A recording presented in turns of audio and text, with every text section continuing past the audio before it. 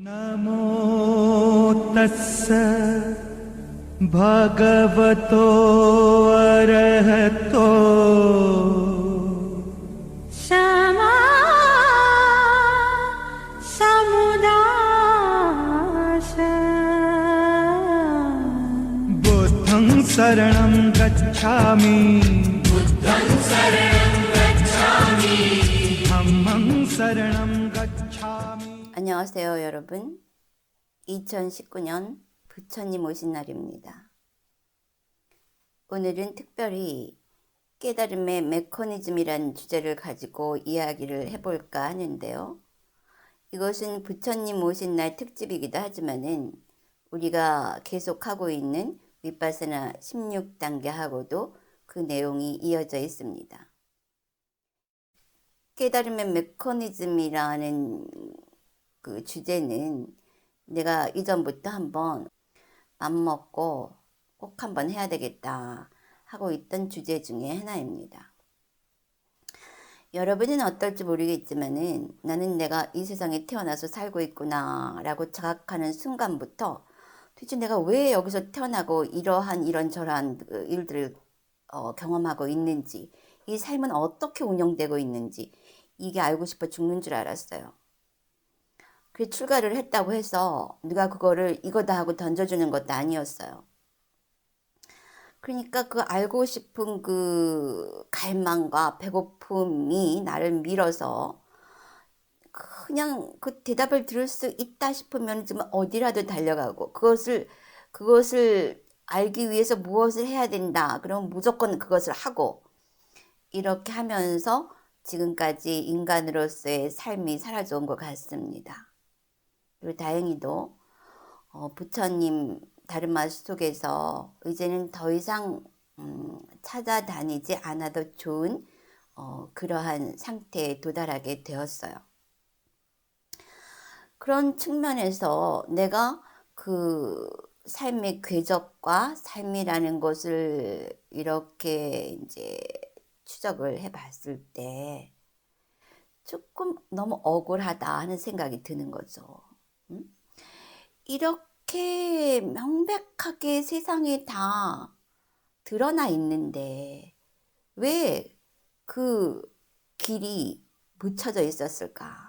그러니까 붓다도 디스커버리라는 말을 하죠. 옛 길을 내가 디스커버리, 발견해서 드러내어 알린다. 근데 붓다가 드러내어 알린 그 길이 다시 묻혀져 있다라는 얘기예요. 그래서 누군가가 다시 그 깨달음을 얻고자 한다면은 그 묻혀진 걸 다시 이렇게 그 위에 있는 흙을 파헤쳐야 돼. 어쩌면 지금 내가 하는 이 작업도 그 디스커버리의 그 일부분이라고 할 수 있겠지만은 그 깨달음이라는 게 우리가 생각하는 그러한 것이 아니에요. 그런데 이게 묻혀진 이유가 있기는 있더라고. 그게 뭐냐 하면은 인간의 그 여섯 감각의 영역에서는 이 설명되어질 수가 없는 부분. 나도 이렇게 막 찾아다녔어요. 그랬는데 그렇게 딱 이거다라고 설명이 내가 원하는 그러한 설명을 해놓은 것을 발견할 수가 없었어요. 그럼에도 불구하고 세상에는 그 흔적은 엄청나더라는 얘기죠. 지금 와서 보면은. 근데 그때는 모르는 거예요. 자기가 그만큼 열려있지 않을 땐 그것이 안 보이기 때문에 당연히 그 길이 묻혀진 것처럼 보일 수밖에 없는 거예요. 그래서 누군가가 나타나서 그 시대의 경험을 같이 하고 그 시대의 언어로 다시 디스커버리를 해줘야 하는 것이 이 그 수순이 아닌가 이런 생각을 해요. 그런 측면에서 한 시대를 같이 경험하고, 그러니까 무슨 말을 했을 때 그 말이 무슨 뜻인지 서로 이해할 수 있는 그러한 문화와 그 역사를 공유한 그러한 육체를 가진 스승은 굉장히 중요하다고 하는 이야기죠. 왜냐하면 그들의 경험과 그들의 언어로 다시 디스커버리를 해줘야 하니까. 그래서 그게 눈앞에 있어도 자기 자신이 그거가 같은 수준이 아니면 그게 안 보인다 하는 이야기죠. 그래서 같은 시대에 육체를 가지고 단말을 말해줄 수 있는 스승은 굉장히 중요한 역할을 하는 거죠. 사실 이 깨달음이라는 말, 그럼 여러분도 어떤 이 개념이 떠오르잖아요. 깨달음 그럼 어떤 것들이 떠오르잖아요. 재밌는 건 깨달음은 여러분이 깨달음이다 라고 했을 때 떠오르는 그것이 모두 없어진 그 상태가 바로 깨달음이라고 하는 것이죠. 그러니까 내가 여섯 감각 기관으로는 접근하기가 불가능하다고 하는 거죠. 사실 이 상황을 내가 설명하기 위해서 위파사나 법문 1번부터, 그러니까 작년에 그 1번이 시작된 것 같네요. 그리고 지금까지 오면서 바로 이 장면을 설명을 하기 위해서 내가 그 이전에 많은 그 법문들을 해왔다고 볼 수가 있어요.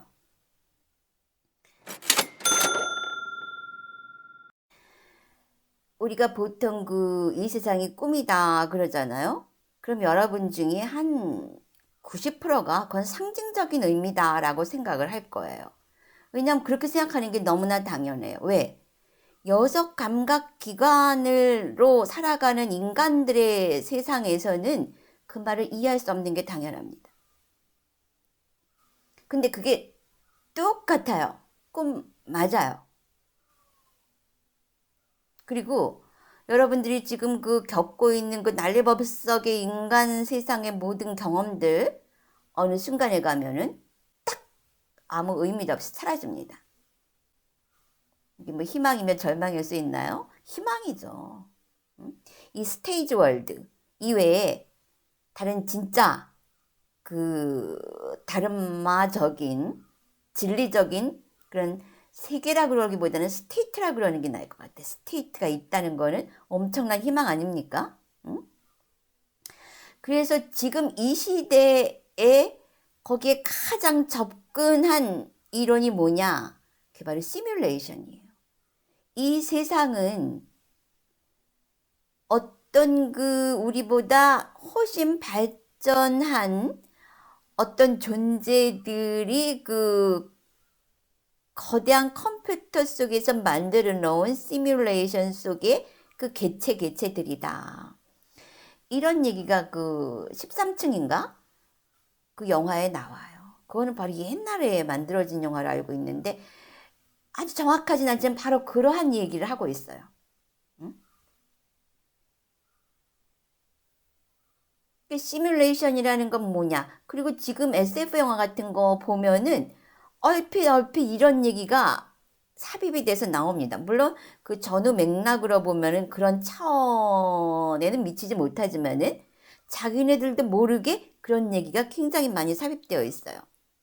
껴보니까 이 세상이 그냥 시뮬레이션 세상이다. 진짜 우리가 살고 있는 세상이 아니다. 그러니까 그 13층에서 뭐라 그러느냐 하면은 우리가 지금 이 경험하는 이 세계는 전기가 서로 움직이면서 일어나는 그때의 만들어진 어떤 전파? 그것을 우리가 해석해서 살고 있는 세계가 이 세상이다. 그런 얘기를 많이 해요. 왜 이 사람들이 그것을 꿈이다. 그리고 또 그렇게 직접 접근하지 못하느냐 하면은 여섯 감각 기관으로서는 그게 이해가 안 되는 거지. 그런데도 자기네들이 그 세계 속에 살고 있기 때문에 그것이 모방이 가능한 것이에요. 그리고 그것이 너무나 소름 끼치게 잘 설명되어 있는 것이 그 매트릭스에서 기계들이 인간을 전파 속에다 가둬 놓고는 이 사는 것처럼 전파를 주는 거야. 그럼 그 속에서 걔네들은 사는 거예요. 그리고 거기 자기네들 인생이라고 생각을 하고 살지만 밖에서 나와 보니까 컴퓨터 속에다가 전파를 막 주입시켜 주는 거야. 그런데 깨달음의 입장에서 보면 이 세상이 딱 거기라 이거예요. 그렇기 때문에 이 깨달음이라는 것은 선택의 문제가 아닌 것이지. 얼마나 깨어나느냐의 문제지 내가 그걸 선택하고 선택 안 하느냐의 문제가 아닌 것이에요.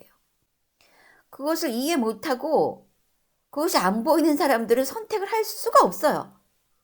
그러니까 자꾸 이런 얘기를 듣고 또 그런 데에 대한 서적을 보고 그러다 보면은 인지가 일어나면서 그런 것이 있지 않을까?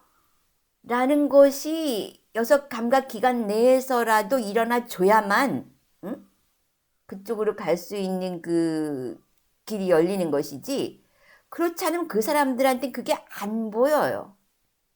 그런 측면에서 붓다나 예수가 위대한 스승인 것이죠. 그런 사람들한테 그걸 알려줬으니까.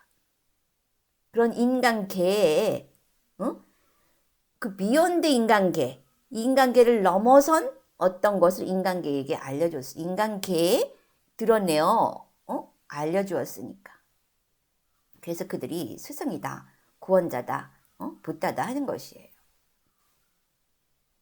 뭐 이 얘기를 하자면 한도 끝도 없는데, 오늘은 간단하게 내가 그 깨달음 상태가 나노 단위로 일어난다 그랬죠. 그것을 알려주고자 해요. 왜냐하면은 이런 얘기를 해도 사실 여러분들한테는 여러분의 개념으로 해석되어서 이해가 되기 때문에 그것을 어차피 거기까지 의식이 깨어나지 못한 존재들에게는 이러한 이야기를 해줘도 자기가 알고 있는 정보, 그러니까 지식이라고 그러죠. knowledge로 이렇게 이제 이제 무슨 얘기를 들으면 그것이 막 자기 머릿속에서 이제 정보끼리 교합을 합니다. 그래가지고 이제 자기가 결론을 내리는 거예요. 그렇기 때문에 정확하게 전달이 못 되겠지만 그래서 공덕이 중요하다는 거예요. 불법성 삼보에다가 공덕을 자꾸 지어 놓으면은 자꾸 사람이 그 자식이나 물건이 내 집에 있다. 그럼 어떻게 돼요? 내 마음이 자꾸 그리로 가.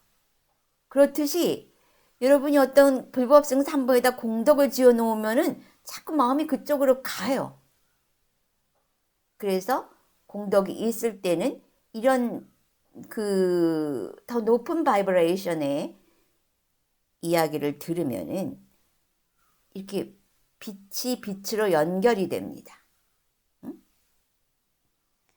그래서 뭐 여러분 그 열린 만큼 듣는다는 걸 감안하더라도 거기에 가장 가까운 인간의 언어로 설명을 해줄 필요는 있어요. 자, 그러면은 그런 모든 것을 감안해서 한번 설명을 해보기로 하겠습니다.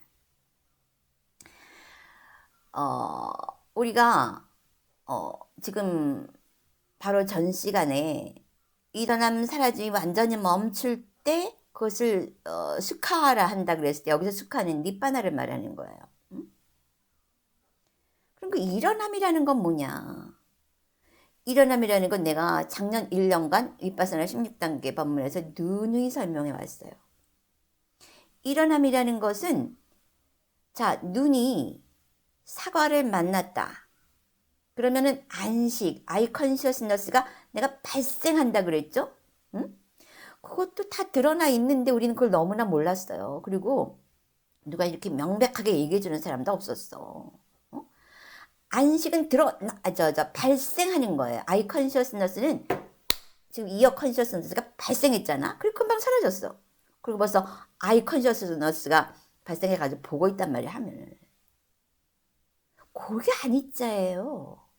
깔라빠까지 갈 거 없어. 부처님이 그러셨어. 그 아나탈라카나 술타 두 번째 경에서 그러셨거든. 그 오비구가 어떻게 나란히 되었습니까? 색수상 행식 그 판착한다. 다섯 무더기가 변화하는 것이다 하는 걸 알고서 아라한이 됐어요. 자, 그러면은 그러니까 다섯 무더기가 우리가 알고 있는 거하고는 또 다른 거지. 굉장히 실용적인 거예요. 우리 일상 그것 자체이면서. 그러니까 눈과 사과가 만나면은 아이 컨셔스너스가 일어나면서 동시에 대상하고 같이 일어나면서 대상을 인식을 해요. 그리고 우리가 또 다른 걸 보면은 사과를 본다면 포도를 본단 말이야. 그러면은 지금은 내가 포도를 보는 아이 컨셔스너스예요. 아까는 내가 사과를 본 아이 컨셔스너스였어. 그럼 포도를 볼 때는 사과를 본 식은 사라졌거든. 근데 우리 머릿속에 무슨 일이 일어났느냐. 나는 사과를 보았다가 기록이 됩니다. 리코드가 됩니다. 그래서 그러한 그 기록된 모든 것들이 모여서 내 세상을 만들어.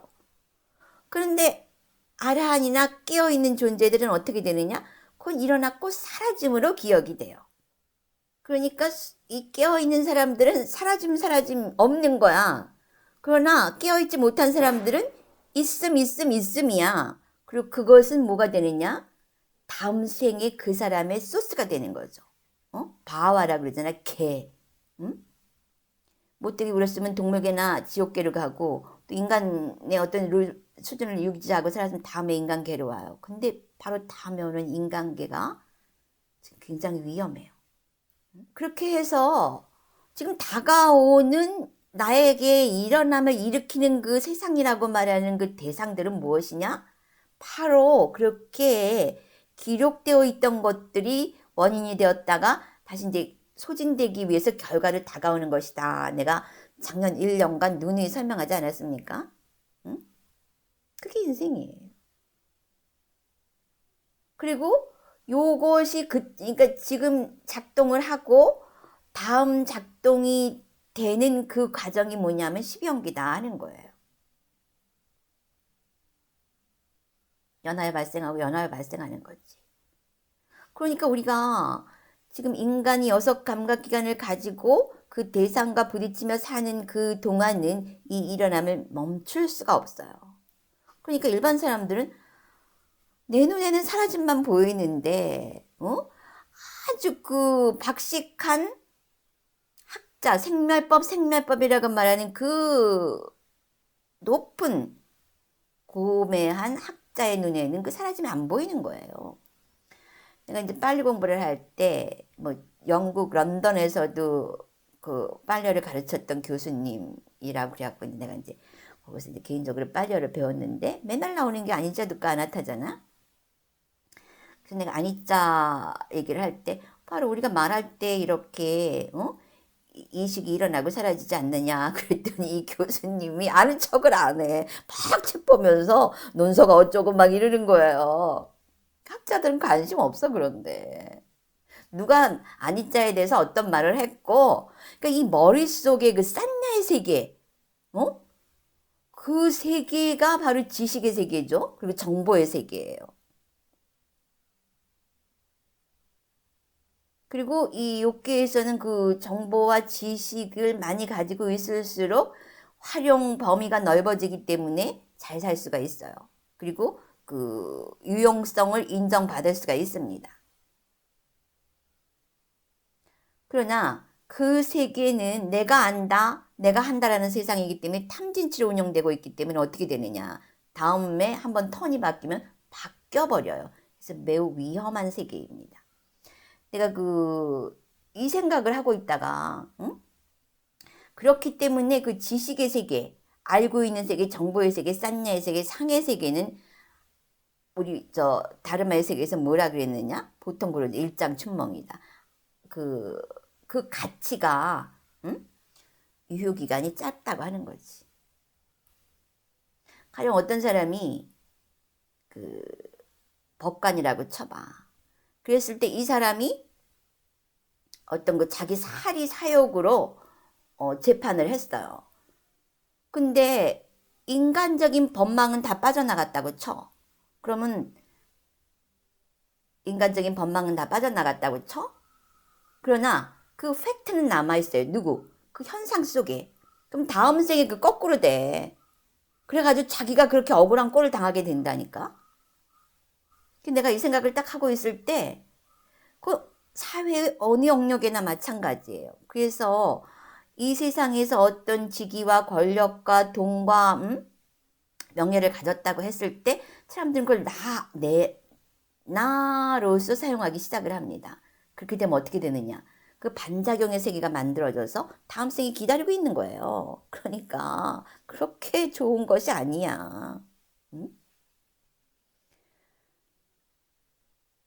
그랬을 때 내가 문득 어떤 성경 귀절을 하나 봤는데 이게 그 소리네? 하는 게 딱 들어오는 거예요. 앞선 자가 뒤서고 뒤선 자가 앞선다. 그 순간에 내가 이 성경이 그 얘기를 하고 있구나 하는 걸 딱 알겠더라니까. 그거는 소위 말하는 거 엄발의 오줌 누기하고 같은 거야. 좋아도 좋은 게 아니라니까. 근데 거기에서 그냥 나는 뭐다 해가지고 그거 조금이라도 유지하고 갉아먹으려고 자기 힘을 가지고 쓰다가는 뒤통수 맞지. 지금도 그러잖아요. 응? 그러다가 정권이 하나만 바뀌어도 뒤통수 맞고 또 생이 하나 바뀌면 더 나머지 부분 뒤통수 안 맞은 부분 다 돌아가면 맞아.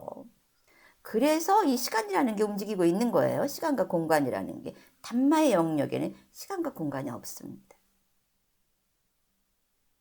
거기에는 주관과 객관이 없어요. I am that이라고 그러잖아요. 응? 여러분이 I am일 때 that, 바로 내 눈앞에 내 감각기관에 들어오는 것들은 다 나예요. 그런데 만약에 I가 that이라면 인식할 필요가 없지.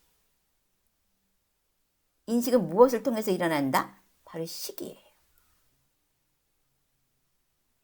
내가 논문을 썼는데 내 논문 주제가 다섯무더기라 그랬죠.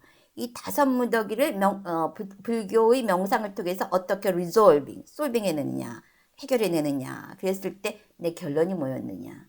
Consciousness itself is the error.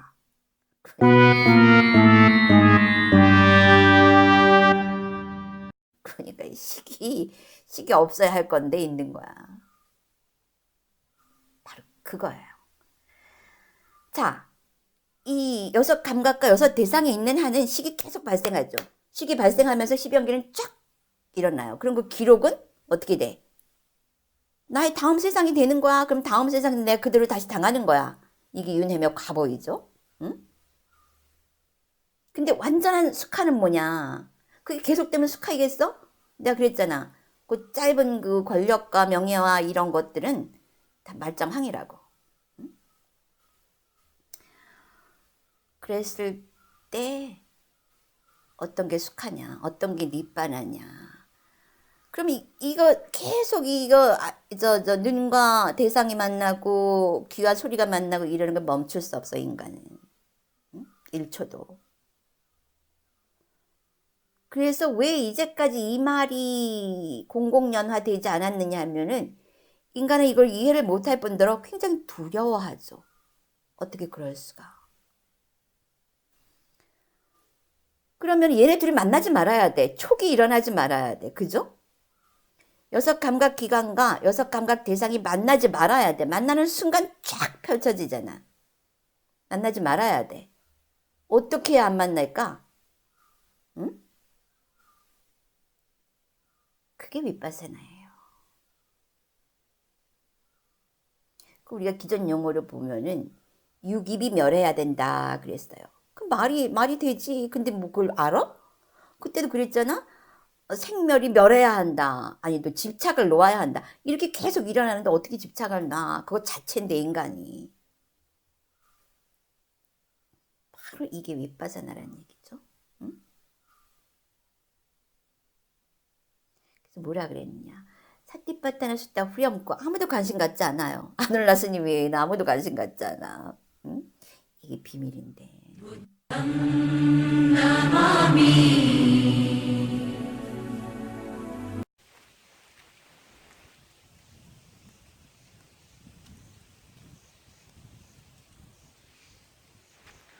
아까 녹화하는데 지붕에서는 원숭이들이 쿵쾅쿵쾅거리고 저 밖에서는 또 오늘 토요일이라 그런가? 그 음악 소리가 들려오는 거예요. 그래서 그대로 하면은 이 음악 소리가 이 녹화에 삽입이 될 것 같아가지고 어떡하지 하다가 이 시간이 지나면은 떨어지니까 조명이 안 나와서 녹화를 못해요. 그래서 이 시간에 꼭 해야 되는데 어떡하지 그러다가 잠시 멈추고 영상을 시작했어요. 그러면서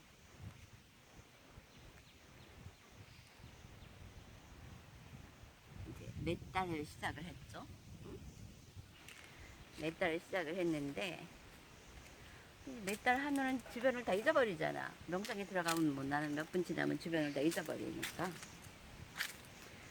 그러고 나서 명상에서 나와서 이렇게 하고 있는데 어느 순간에 음악 소리가 다 사라지고 원숭이들도 다 고요해진 거예요.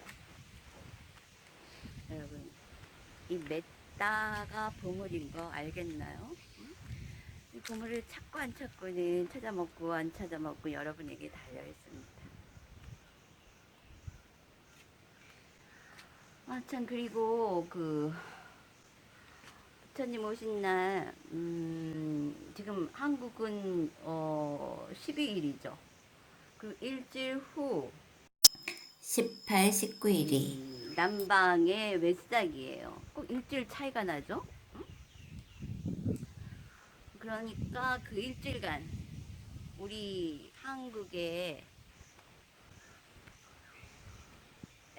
부처님 오신 날서부터 이 남방의 부처님 오신 날까지 일주일간은 전 세계적으로 이 불교인들이 자각하고 깨어있고 그랬을 때 불교적인 에너지가 굉장히 상승된 기간입니다. 이 일주일간 여러분들이 서원을 세워놓고 새벽 시간 좋고 또 잠자기 전 시간 좋아요. 어느 시간을 정해가지고 일주일간 어떤 자기가 인간 존재로서 부처님 법을 만나서 무엇을 해야 할지 한번 기도를 한번 해보도록 하세요. 뭐 호흡 수행을 해도 좋고 또 몇 달을 해도 좋고 또 그냥 뭐 세속적인 거라도 일단 자기가 원하는 걸 적어놓고 매일매일 그것에 대해서 소원을 한번 빌어보는 것도 괜찮겠어요. 에너지가 굉장히 고양되니까 이때는 모든 것이 액팅 서로 교류하고 있는 그러한 시간입니다.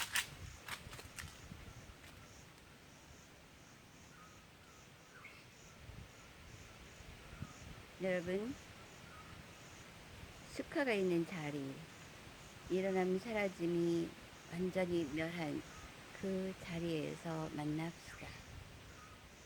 부담 나마미 담망 나마미 상ฆං 나마미 Namo tassa bhagavato arahato Sama samudasa buddhaṃ saranam gacchāmi dhammam saranam gacchāmi